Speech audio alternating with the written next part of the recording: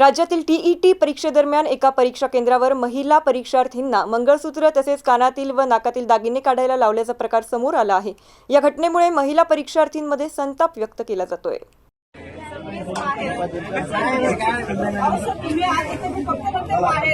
madam तुमचे सवाल त्यांना बोला असं कोणता नियम नाही मान्य लेखी दाखवा तुम्ही लेखी दाखवा लेखी दाखवा तुम्ही लेखी द्या लेखी दाखवा तुम्ही लेखी दाखवा हे कोणत्या नियमात काम लेखी दाखवा कोणती पद्धती लेखी दाखवा अहो प्लीज आम्ही पण बोलतो मॅम प्लीज लेखी दाखवा बोला कोणती पद्धती मॅडम प्लीज लेखी दाखवा कोणती